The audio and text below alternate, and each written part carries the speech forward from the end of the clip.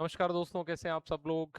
आज दिनांक 19 मई 2026 को प्राइम एजुकेशन हब के इस यूट्यूब चैनल पे मैं आपका स्वागत करता हूं। चलिए दोस्तों, सबसे पहले इंपॉर्टेंट न्यूज़ करने से पहले डिस्कस कर लेते हैं आज का ये कोटेशन। ठीक है, आज के कोटेशन पे जब अपन बात करेंगे, पढ़ने की आदत ज्ञान, क्षमता और सामाजिक जो आपकी योग्यता है या सामाजिक जो योगदान है, तीनों को बढ़ाता है। इसमें आप एक बात समझिए, सबसे इंपॉर्टेंट चीज़ ज्ञान है। देखिए, ज्ञान बहुत इंपॉर्टेंट है, मायने में भी इम्पोर्टेंट है कि आप अगर लाइफ में लेवल से ज़्यादा जब भी अचीव करते हैं तो उसके जो सबसे बड़ा रोल होता है वो आपके ज्ञान का होता है। और ज्ञान जो है वो आपके अंदर एक विशेष प्रकार की क्षमता पैदा करता है, आपको आत्मविश्वास देता है। यही सारी चीज़ें आप सोचिए, जब समाज में आपका योगदान कब काउंट आपका योगदान तब काउंट होगा क्षमतावान होगा। ठीक है, और क्षमता जो है ज्ञान से आती है। ये इस कोटेशन का जो कि मीनिंग है। और ये ओईसीडी एक ऑर्गेनाइजेशन है जो कि लगभग 27 देश है जो लोकतांत्रिक और वादी देश, भारत इसका सदस्य नहीं है। ये है सामाजिक आर्थिक रूप से रिसर्च करता है, दुनिया पब्लिश करता काम है। आज क्या क्या पढ़ेंगे अपन। सबसे पहले राजस्थान की जो विधानसभा है उसका लोगो चेंज देखेंगे, लोगो में क्या क्या चेंज हुआ है, किसने। आगे एशिया का सबसे बड़ा पुराना संग्रहालय जो है वो कोलकाता में है, इसके बारे में अपन बात करेंगे। दो सम्मान जो है, अभी विदेश यात्रा पे है हमारे पीएम, नॉर्वे, डेनमार्क, इस तरह वहाँ पे वो गए हैं, तो वहाँ के कुछ राष्ट्रीय सम्मान है जो उनके बारे में अपन बात करेंगे। आगे अक्षय ऊर्जा और तेल का जो संकट है उसके बारे में अपन बात करेंगे। जेल व्यवस्था पे आपको पता है, आरएस के जो आपका इंटरनल सिक्योरिटी है वो आपका टॉपिक है।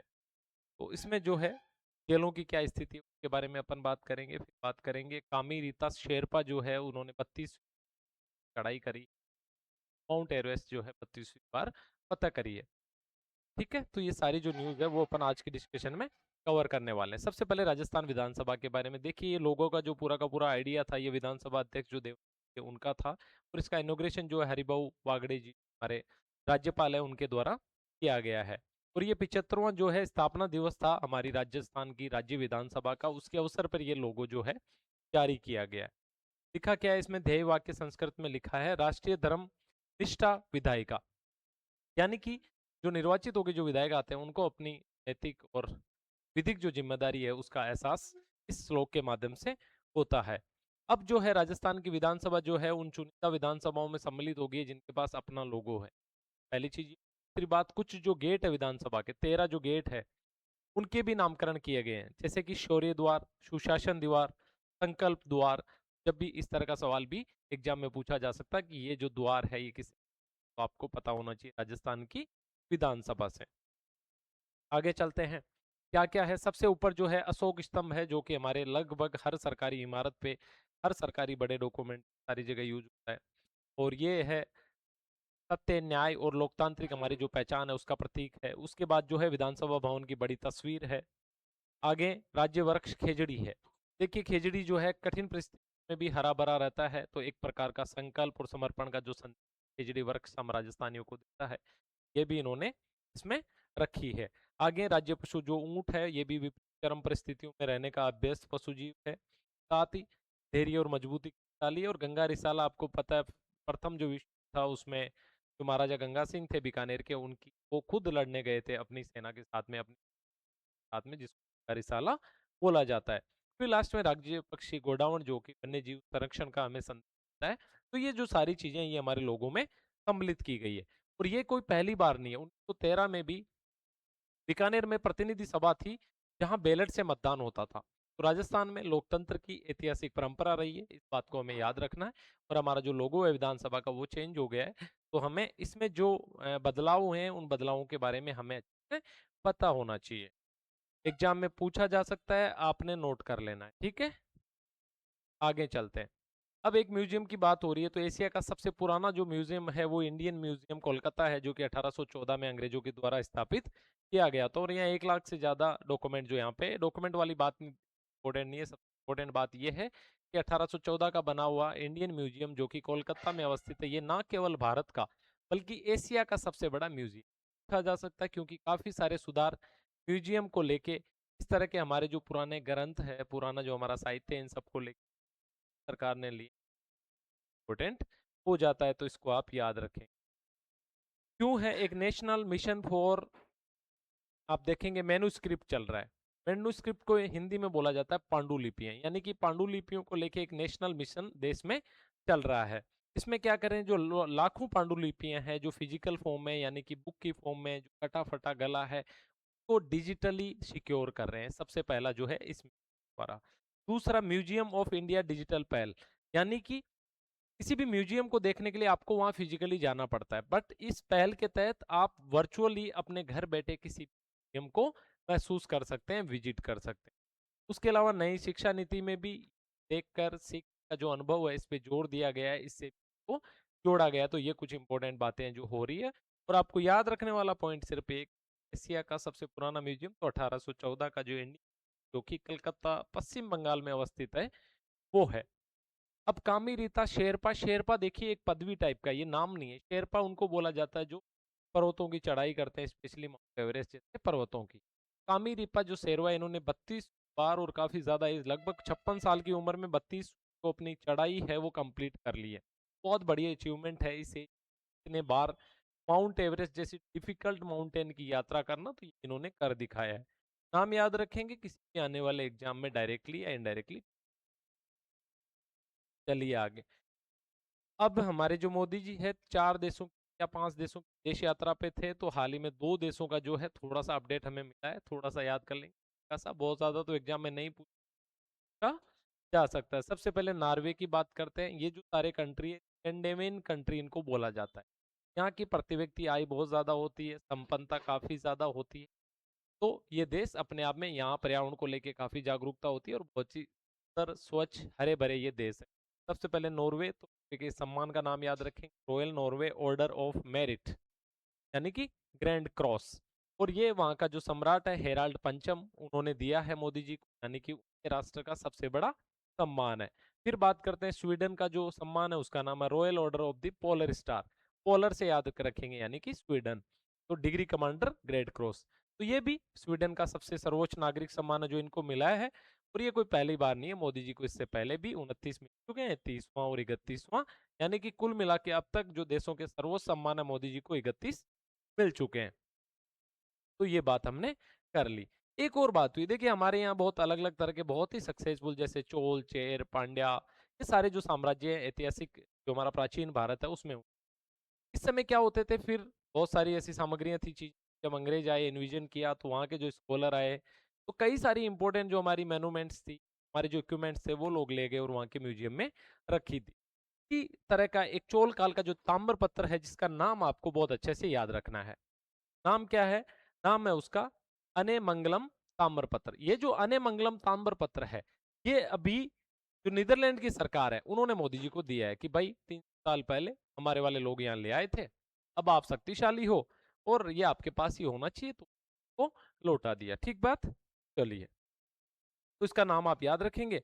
और ये किस ताम्रपत्र है? राजा राजराज प्रथम के जो कार्यकाल था उसमें इशू किया गया था। ये उतनी इंपॉर्टेंट बात नहीं है, लेकिन पूछा जा सकता है हाल ही में किस देश ने जो है ताम्रपत्र भारत को लौटाए हैं। तो आपको नीदरलैंड जो नाम है, जिसको होलैंड भी बोला जाता है, ये आप नाम याद रखेंगे, राइट। 17 समझौते में नॉट मच इंपोर्टेंट। सांस्कृतिक इंडिया की सॉफ्ट पावर को बढ़ाता है। देखिए, एक होती है हार्ड पावर। हार्ड पावर क्या होती है? हार्ड पावर होती है जिसे आप यूं समझे, जो हथियारों की पावर है, यानी कि किसी देश की क्षमता इस बात से आंकी जाए के पास कितने युद्धक विमान है, उसके पास कितने बॉम्ब है, कितने परमाणु हथियार है, अगर इस बात से किसी चीज का भय पैदा होता है, तो इसको हार्ड पावर बोला जाता है। यानी कि ये कठोर पावर है, शक्ति है लेकिन कठोर है। एक होता है सॉफ्ट पावर, यानी कि बहुत सारे देशों ने, आपने बात करी होगी, India is a great country, बहुत शानदार देश है भारत, यहाँ की संस्कृति बहुत अच्छी है, यहाँ के लोग बहुत अच्छे हैं। तो जो सम्मान दूसरे लोगों के मन में बिना हार्ड पावर के जो होता है, वो दिखाता है हमारी सॉफ्ट पावर को। यानी कि जब भी हमारे कल्चर की बात हो, जब हमारे आतिथ्य की बात हो, जब हमारे अच्छे आचार विचार की बात हो, दूसरे देश में हमारे प्रति एक सकारात्मक सांस्कृतिक प्रभाव हो हमारा, ये सब किसके अंतर्गत आता है? सॉफ्ट पावर के अंतर्गत। तो ये जो चीजें हैं, ये भारत की सॉफ्ट पावर को दिखाती है। ठीक है, चलिए आगे चलते हैं।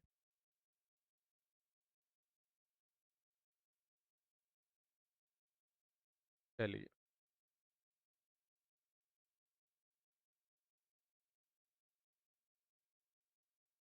उसके बाद अब देखिए एक चीज जो है, जलवायु परिवर्तन लगातार हो रहा है और एशिया में भी इसका इम्पैक्ट है, बाकी दुनिया में भी।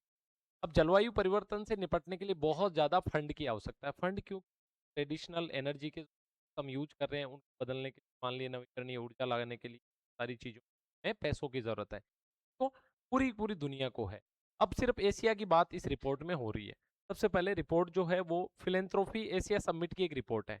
ये फिलेंथ्रोपी एशिया समिट, उसकी रिपोर्ट में ये बोला गया है कि एशिया को 200 बिलियन डॉलर चाहिए के लिए, क्लाइमेट परिवर्तन जो जलवायु परिवर्तन जो हो रहा है इससे निपटने के लिए। यानी कि ओनली एशिया महाद्वीप को जलवायु परिवर्तन से निपटने के लिए 200 बिलियन डॉलर पैसे चाहिए हर साल।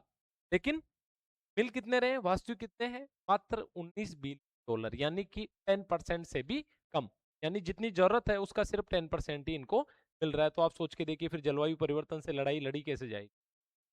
नीचे प्रभावित जो लोग हैं, लगभग आधी दुनिया प्रभावित है और 41% जो है साउथ एशिया में फसल की उत्पादकता घट सकती है। अब आप यूं समझिए, जब फसल की उत्पादकता घट जाएगी, सबसे बड़ी प्रॉब्लम हो जाएगी खाद्यान्न संकट। यानी कि लोगों को खाने के लिए पर्याप्त अनाज ही नहीं मिलेगा। भाई उत्पादन अगर कम होगा तो मान लो सप्लाई कम होगी, सप्लाई कम होगी तो लोगों के पास में अनाज ही नहीं पहुंच। ये एक बड़ी चुनौती बनी हुई है। इसलिए इस गैप को जो है कम किया जाना चाहिए। इस बात जो है वकालत इस रिपोर्ट के माध्यम से की जा रही है। आगे बात करते हैं हम इंडिया की जेलों के बारे में। अब आप सोचे जेलों के बारे में क्यों बात कर रहे हैं भाई, ये तो इतना नहीं है। देखिए एक हमारे टॉपिक है आंतरिक सुरक्षा, यानी देश के अंदर की सुरक्षा, और जेल जो है उससे जुड़ा हुआ टॉपिक है। में जो बड़ा मुद्दा है, मुद्दा ये है कि भाई इंडिया की जेलों में जितने लोगों को रखे जाने की क्षमता है, यानी कि कैपेसिटी जेल की है, उससे कई ज्यादा कैदी इंडिया की जेलों में रहते हैं। जैसे अगर ओवरऑल भारत की बात की जाए तो लगभग 112%, यानी कि 12% कैदी ज्यादा रह रहे हैं। यानी कि जिस रूम को 10 लोगों के लिए बनाया गया है फुल कैपेसिटी में, वहां 12 लोग ऑलरेडी रह रहे हैं। तो एक ये समस्या है। दूसरी समस्या जो है, दिल्ली जैसे महानगरों में तो लगभग डबल है, यानी कि 100 लोगों के लिए जगह बनाई गई थी, जेल जो बनाई गई थी 100 लोगों के लिए, रह कितने रहे? 200। तो ये जो एक मेजर समस्या देखी जा रही है, तो इसको आप अपने आंसर्स में जब भी आंतरिक सुरक्षा की बात करें, पुलिस की बात करें, लॉ एंड ऑर्डर की बात करें, तो इसको कोट किया जा सकता है। साथ ही जेलों में कस्टडी में जो मौतें हैं वो भी एक बड़ा रीजन है। अब आगे, केंद्रीय कृषि मंत्रालय ने कुछ सुधार किए हैं, उनके बारे में कुछ हमने पहले पढ़े हैं। जैसे भारत विस्तार जो पहल है वो हमने पहले पढ़ी है। 17 फरवरी 2026 को ये इनिशिएटिव चालू हुआ है। बहुत सारे अलग अलग प्लेटफॉर्म पे जो सूचनाएं किसान अलग अलग प्लेटफॉर्म पे जाके देखता था, उसको भारत विस्तार पोर्टल पे एक ही जगह मिल जाएगी। और अब तक लगभग 40 लाख सूचनाएं किसानों ने इस पोर्टल से ली है, ये बात सामने आ रही है।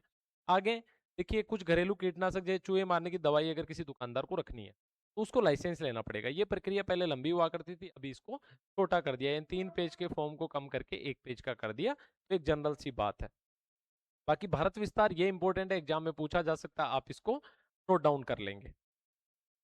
आगे चलते हैं, भारत की ऊर्जा सुरक्षा एक गंभीर संकट। देखिए भारत जो है अपनी ऊर्जा के लिए बाकी देशों पे निर्भर है। लगभग 80% जो तेल है हम विदेशों से आयात करते हैं, और अपनी जरूरत का 50% जो गैस है वो भी हम विदेशों से आयात करते हैं।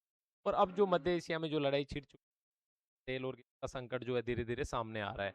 तो इस पे जो आर्टिकल हमने पहले भी डिस्कस किए, अभी थोड़े से कुछ नए पॉइंट है वो अपन देखते हैं। पहले जो 65 रुपए कच्चे तेल का जो दाम था एक बैरल का, वो बढ़ के 105 रुपए हो गया, यानी कि लगभग डबल होने वाला है। यानी कि महंगाई भी डबल हो जाएगी। और साथ में 96 रुपए जो है रुपए की जो कीमत है वो काफी कम हो गई है। आगे भाई, घरेलू जो उत्पादन है तेल का वो भी एक ही जगह ठहरा हुआ है। 3 करोड़ टन था तो वहीं पे ठहरा हुआ है। कोयला का जो आयात है 20%, वो उसी के आसपास है, उसको ज्यादा बढ़ा भी नहीं सकते। रीजन उसके पीछे कि अगर उसको बढ़ाएंगे तो पर्यावरण की चुनौतियां जो ऑलरेडी ज्यादा, यानी कि जलवायु परिवर्तन जितना बढ़ रहा है वो और बढ़ जाएगा। आगे राजकोषीय दबाव, यानी कि समस्या है राजकोष के साथ में, उसमें भी सरकार की खर्च करने की जो क्षमता है वो बहुत ज्यादा नहीं है। आगे तो जो आर्टिकल जिन्होंने लिखा है वो राइटर एक बात बोल रहे हैं भाई, जो समाधान है वो सिर्फ एक ही चीज, वो एक चीज क्या है कि आप नवीकरणीय ऊर्जा की तरफ जाइए। नवीकरणीय ऊर्जा की तरफ भी कैसे जाना है? जैसे सबसे ज्यादा जो खर्चा होता है वो ट्रांसपोर्ट पे होता है ऊर्जा का, यानी कि लगभग 50% जो ट्रांसपोर्ट पे है। अब ट्रांसपोर्ट के लिए आप क्या कर सकते हो कि जो रेल कॉरिडोर है, जैसे एक कॉरिडोर जो आपका रेवाड़ी से बना हुआ है कहाँ तक, पालनपुर तक, इस तरह के बाकी कॉरिडोर आप बना सकते हो। तो ये है, सार्वजनिक परिवहन को बढ़ावा दिया जा सकता है। और 54% जो है ट्रकों की वजह से जो है पोल्यूशन व्हीकल वाला होता है, तो इसका जो है वो रिप्लेसमेंट हो जाएगा। ये सारी बात इसमें की जा रही है, जनरल बातें बहुत ज्यादा नोट करने की जरूरत नहीं है। आगे अगर खपत की बात करें, भारी ट्रक जो है वो बहुत ज़्यादा और ये जनरल डेटा है, बढ़ावा दिया जाना। यानी कि निष्कर्ष की बात ये है, भाई इस पे जो आपकी निर्भरता है उसको आपको कम करना है। धीरे-धीरे जो है रेलवे के फ्रेट कॉरिडोर बनाना, ईवी उनको प्रमोट करना, सारी चीज़ें सरकार को लागू करनी। क्योंकि इस तरह के वैश्विक संकट तो चलते रहेंगे, अगर हमें स्थायी समाधान चाहिए तो हमें इस तरह की चीज़ें करनी पड़ेगी। तो आज हमने बात करी राजस्थान विधानसभा के लोगों के बारे में, आप याद रखेंगे जो 4 चीज़ें बदली हैं उन सब के बारे में, नोट डाउन करेंगे। इंडियन म्यूज़ियम 1814 का, कोलकाता का म्यूज़ियम है वो सबसे पुराना और सबसे पहला म्यूज़ियम है एशिया का। उसके बाद कामी रीता शेरपा ने 32वीं बार जो है अपनी चढ़ाई है वो पूरी करी है। पीएम मोदी को 2 सम्मान मिले, एक नॉर्वे से, एक स्वीडन से, ठीक है? उसके बाद अपन आगे बात करेंगे, एएसआई की जो रिपोर्ट है, एनसीआरबी का जो डेटा है, वो दिखाता है कि भारतीय जेलों की स्थिति काफ़ी संकट में है और ऊर्जा संकट पे भी हमने बात करी कि कैसे हमें जो ये नवीकरणीय स्रोत है, स्टेट कॉरिडोर उनकी तरफ जाना पड़ेगा। तो ये थी हमारी आज की आपके लिए डिस्कशन फ़ायदेमंद रहे। जय हिंद।